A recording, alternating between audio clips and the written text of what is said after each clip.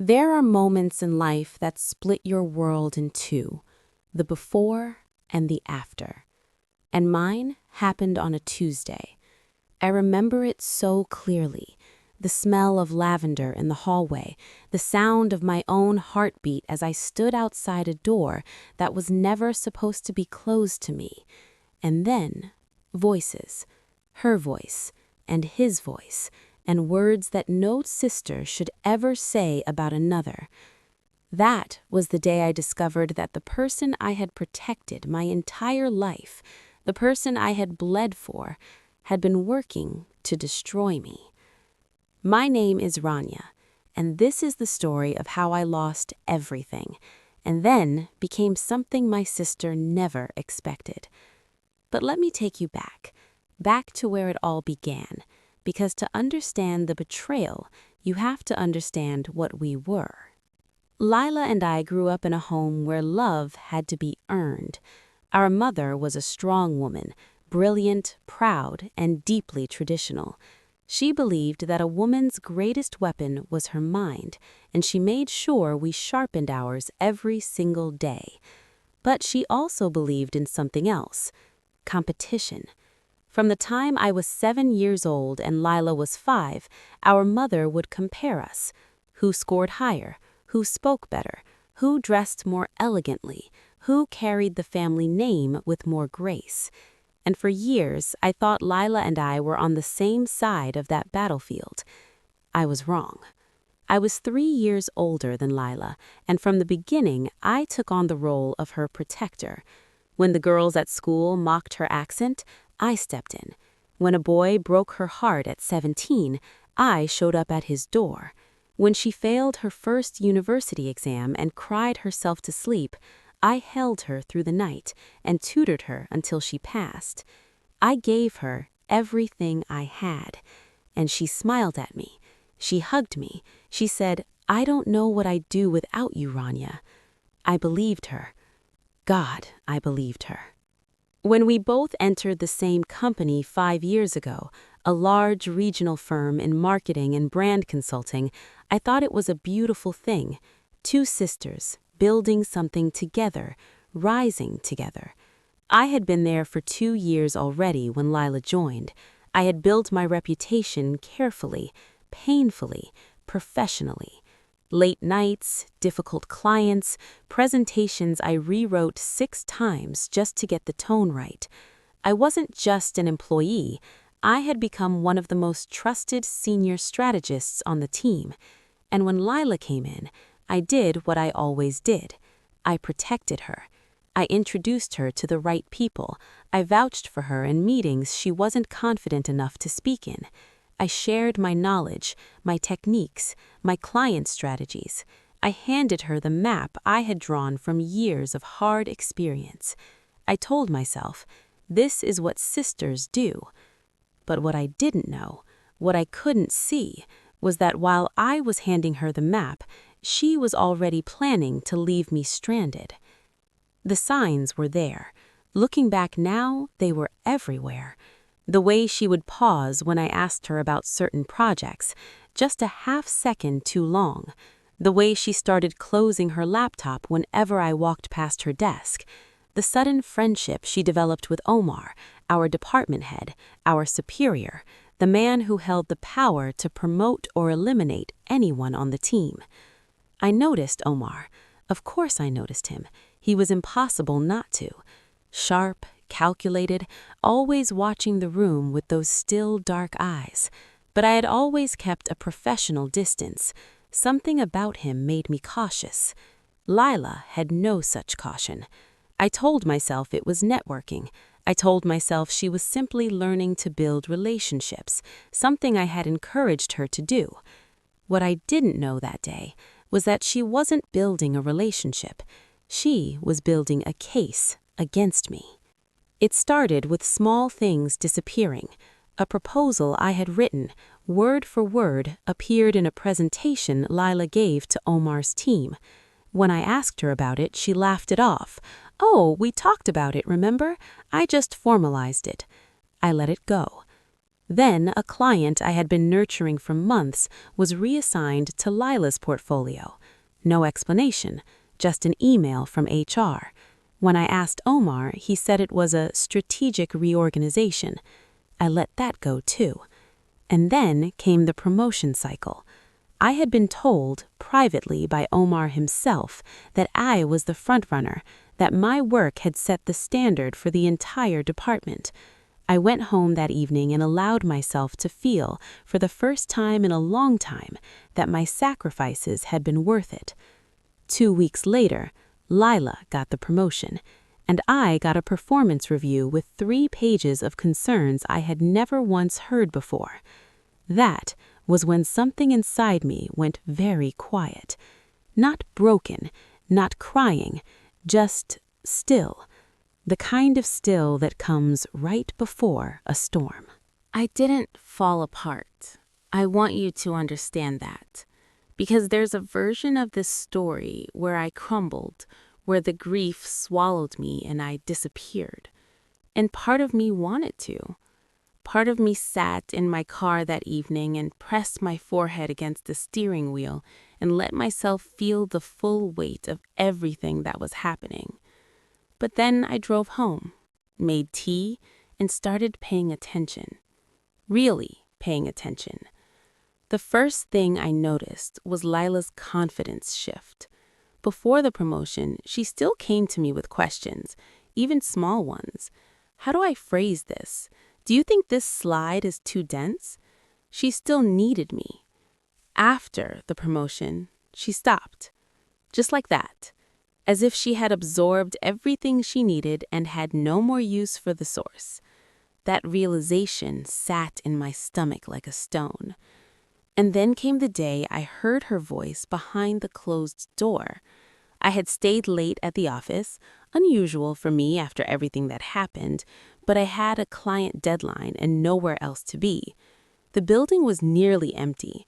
As I walked past the glass conference room at the end of the corridor, I heard laughter, Lila's laugh, and Omar's voice. I slowed down, and then I heard my name. Rania doesn't have the range for this level, she was saying. Light, casual, as if she were commenting on the weather.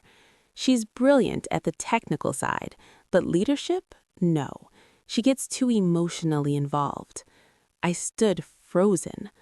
Omar said something I couldn't fully hear, and then Lila said, "I've been carrying half her work for the past year anyway. The numbers I gave you in February, that was mine. She just signed it." The room tilted, because that was a lie, a complete, calculated, deliberate lie. And he believed her. I could tell from his response, a low, affirming hum, that he believed her completely. I walked back to my desk. I sat down, I opened my laptop, and I started collecting. Every email, every shared document, every timestamp on every file, every version history on every presentation. I went back 18 months. I pulled metadata, I printed conversations. I built a folder, quiet, invisible, growing heavier every day. I told no one, not even my mother, especially not my mother, because I knew that if I breathed a word of this before I was ready, the story would be reframed. Lila would cry, Lila would explain. Lila would make me look like the jealous older sister. I had lived that script my whole life. This time, I was writing my own. But here is the part that truly broke me. Not the work lies, not the credit stealing, not even the promotion. It was a message I found.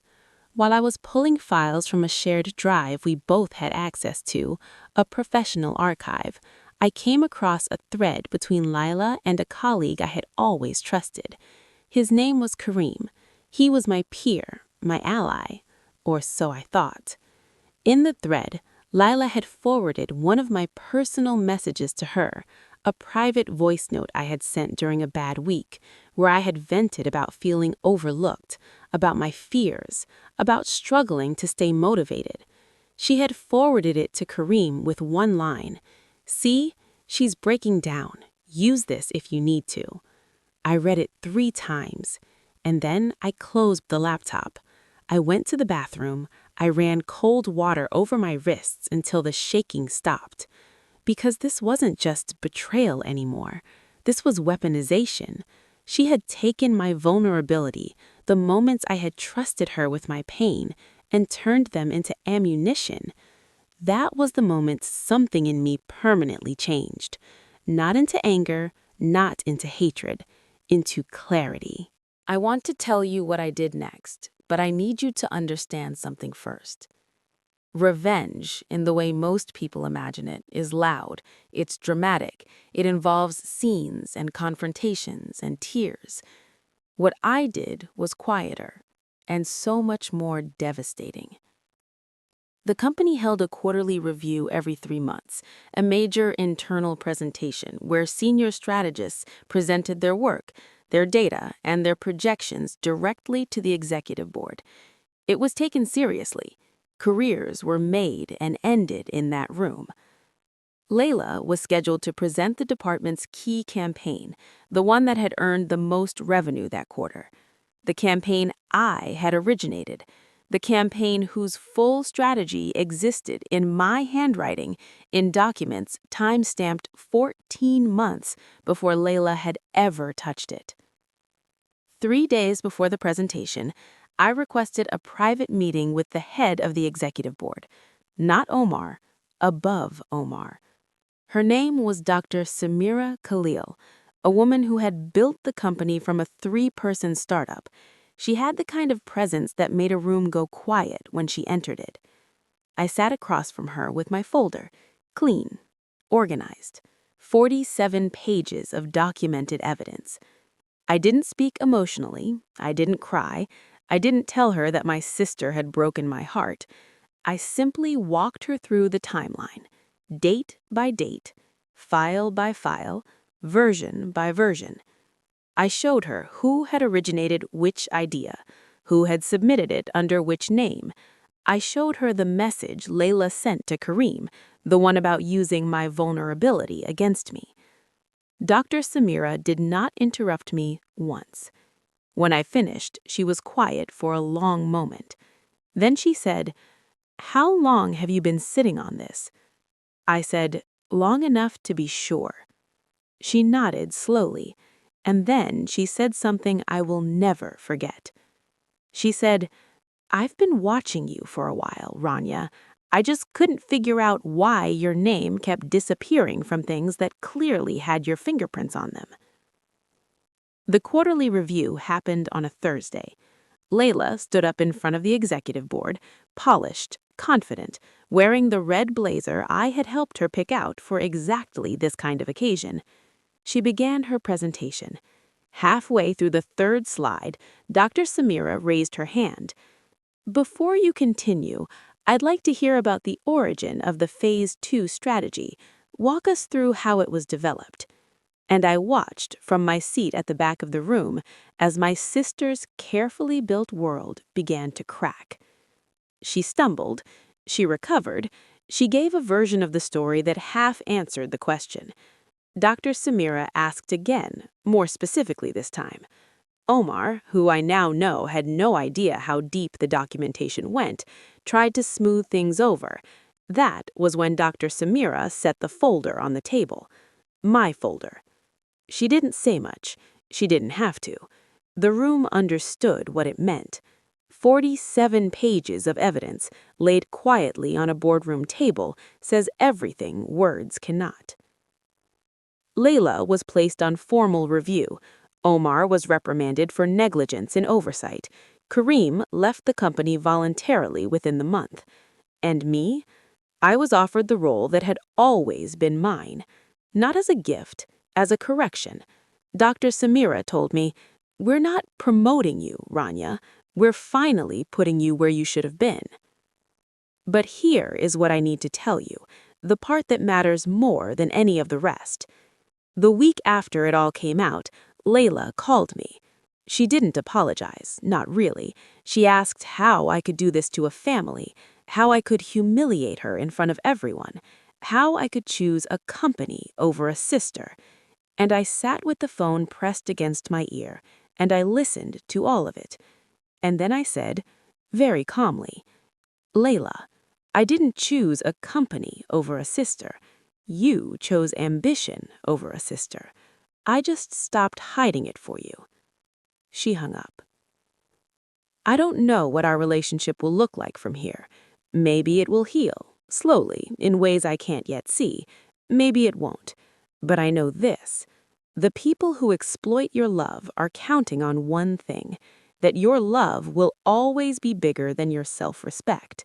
The moment you prove them wrong, everything changes. I spent years believing that protecting someone was the same as loving them. I learned the hard way that real love, the kind worth keeping, never asks you to disappear. Don't make yourself smaller for people who were never going to make you larger. And if your sister's captain one day calls you the general, make sure you have already earned it, because I had. If this story moved something in you, share it. Leave a comment. Tell me, have you ever protected someone who was quietly working against you? I'll be reading every single one.